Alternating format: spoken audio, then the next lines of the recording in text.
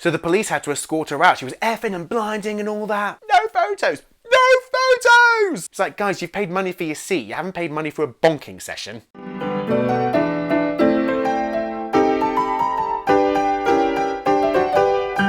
Hi my darlings, it's Richard here. So today we're going back in time for me to tell you some of the hilarious stories I have for you from working as an usher. I'm not going to say the name of the theatre. I don't work for this theatre or this company anymore. I'm not bad-mouthing the company or the theatre. This is a video about the most hilarious interactions I had with customers whilst I was working there. If you're new here and you're a theatre geek, music geek, dance geek, this channel is for you. So do go ahead and subscribe and make sure to press that little bell button so you get notified every time I upload a new video. I've got so many notes here on things I want to say in this vid, it's going to be crazy.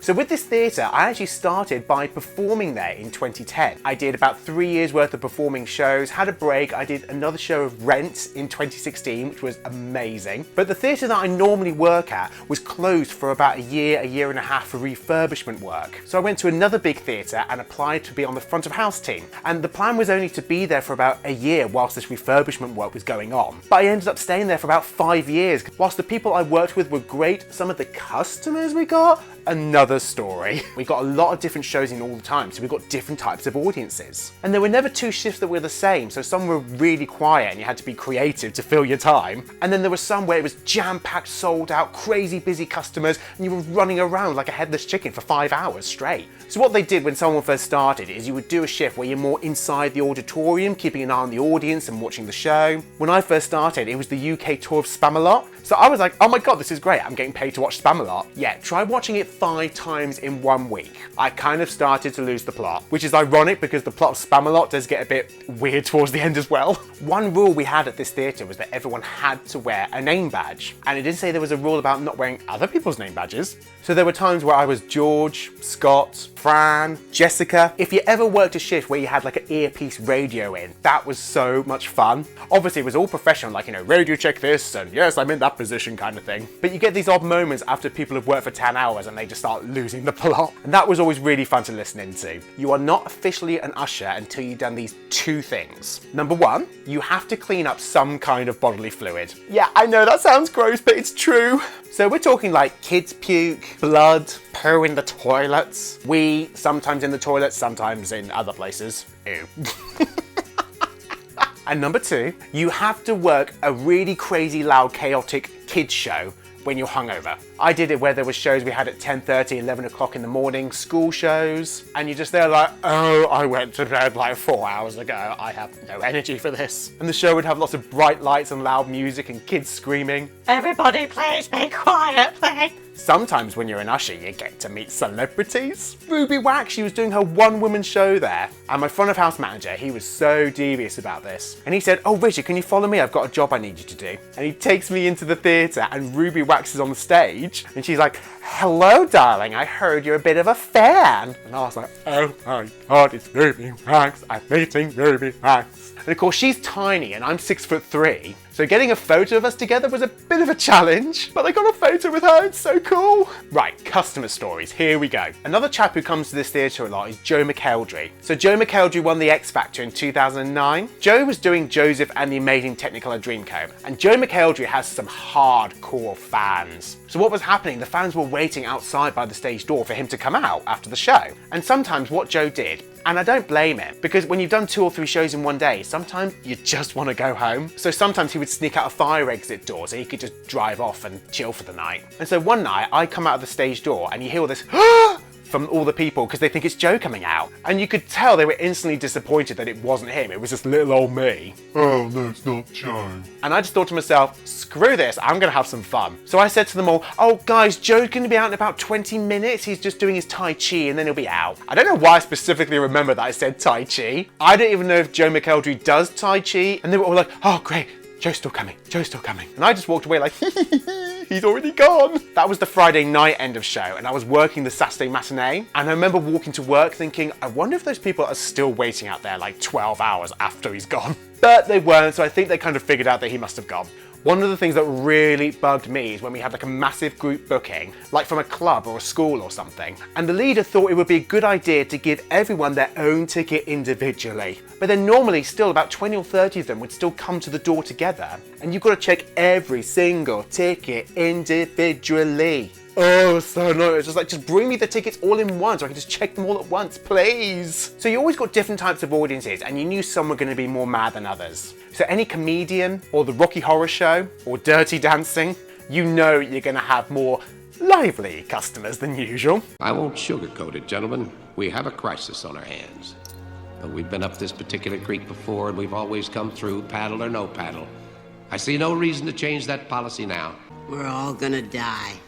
Like there was one performance of Dirty Dancing where we had to get the police in. These drunk girls were screaming in the face of my boss and the police was trying to control them. I get it, it's Dirty Dancing. People are going to want to sing along, they're going to have fun. But there is a point when people are singing so loudly that the rest of the audience can't even hear the people singing on stage. And no offense to you, sweetheart, but no one's paid 30 quid to come and see you sing. In fact, I think most of them would have paid her to stop. So the police had to escort her out. She was effing and blinding and all that. Oh, and another thing with drunk audience members. Sometimes you get people at the end of the show talking to you as if suddenly they're your best mate. Oh mate, that was a great show, wasn't it? I remember I was here 4 years ago, but I was upstairs. Oh, right, okay. The exit's that way. Because it's great you've had a fun time at this show, but I've been in this tight waistcoat now for 5 hours and I want to take it off so I can let the belly flow out. Oh, another thing that customers always complain about is the price of things. You want a banana? I don't eat bananas. I prefer banana-flavored energy bars made from tofu. I don't like you. Newsflash everyone, the little usher behind the kiosk, I haven't decided the prices of the sweets or the programs. And everyone thinks it's funny when they say, how much? I'm gonna have to take out a second mortgage. I've never heard that one before. If anyone ever complained to me about the price, I'd say, oh, here's the contact information for head office. Yet people complained about the prices enough that I had the head office contact info memorized. So I started writing it down and they'd be like, oh no, I'll just pay for it. And it's like, well, if you want to complain, and I'm giving you the information about how to make an official complaint, then why don't you take that information? Right, yeah. What's next? Oh, this is a great one. Okay, so this is a genuine complaint I had from a customer. So we used to get a lot of music concerts in and sometimes they were tribute acts. And one night we had a Queen tribute act in. So this customer comes up to me at the end of the show and says, I want to make a complaint, please. Oh, okay, how can I help? I'd like a refund, please. Oh, is there a problem? Yes, Freddie Mercury hasn't appeared in the show as advertised on the poster.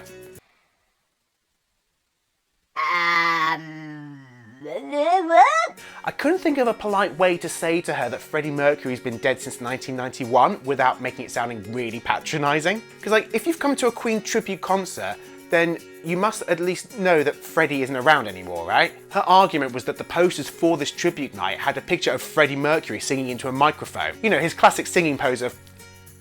And her argument was that because Freddie Mercury's image was used on the poster, Freddie Mercury should have been there because that was part of the advertising for the show. I mean, how do you even deal with that? And I said, if you want to, I can try and get hold of the contact information for the production company who produced the concert. And she kept saying, no, I want a refund. This was not a correctly advertised show. I'm sorry, you paid for your ticket and you came to see the show that you paid your ticket for, so we can't do a refund for you. So she stormed off in a huff, but I don't know if she tried to get hold of that production company or not, but I would have loved to have heard that phone call. Okay, let's talk about a big Usher topic.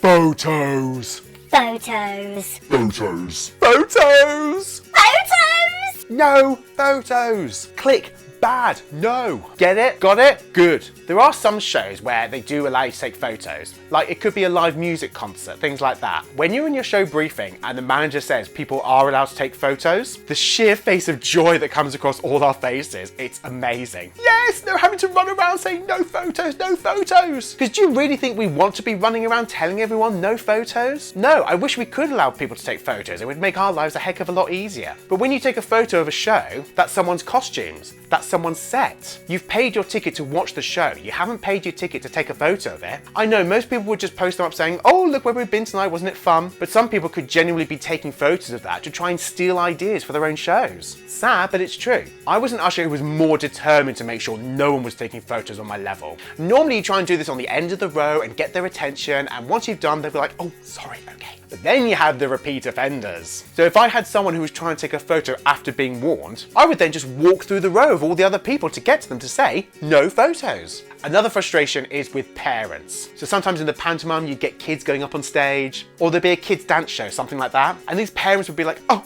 my baby on stage, let me take a photo. And of course the problem is child protection laws. You can't have parents taking photos of kids when there are other kids on stage. So there was a rock music concert on one night and they said that audiences can't take photos. With a hardcore rock music gig, of course people are going to try and take photos. So I remember that night I was literally running around the entire time. I did not stop. No photos! And this one person left a review saying I'd ruined their night and they described me as an ice cream ninja. I love that. I need to get a t-shirt printed up with that review on it. Ice cream ninja fighting the evil forces of cameras with his sidekicks Vanilla Violet and Jockey Charlie.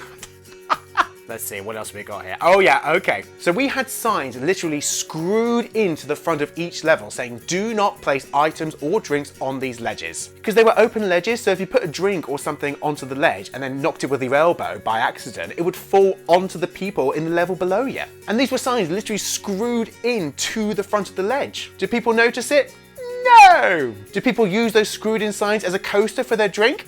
Yes! Oh, this one time, this is like American Pie. This one time at band camp, I can't remember what show it was, but I'm not kidding you here. There was a couple standing up by the back of the wall and they were having a bit of a snog. And I was like, oh, they're just having a bit of a snog, just leave them be. It quickly turned into more than just a snog. And I had to go up saying, sorry, you can't do that in here. And they seemed a bit shocked. It's like, guys, you've paid money for your seat. You haven't paid money for a bonking session. I do feel sorry for this theatre because it's right by a river. So there would be times where if it rained, then the river would flood and the theatre would flood. So after the theatre had been dried out after that massive flooding, one of us had to sit down by those doors all the time in case an audience member accidentally came down there. Because it was all dry with dust everywhere. Dust! Anybody? No? How's that over? Dust. Anybody? No? Dust. And most people didn't want to do it, but I was fine because you got to sit there for like 2 or 3 hours. And at that time I was learning script for a show I was in. So I brought the script with me to work and I got paid for learning script. Great. I can't emphasize enough, the people I worked with there, they are amazing. And some of them were geniuses at memes. So I'm going to show you some of those because they were fantastic.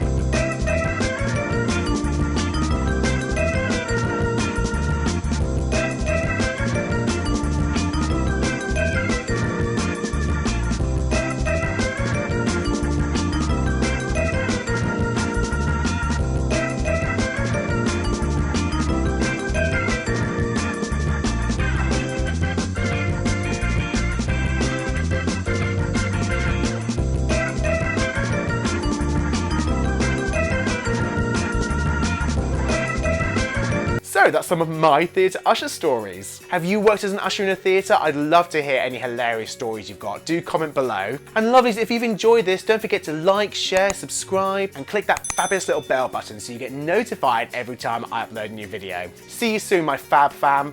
Mwah. Bye!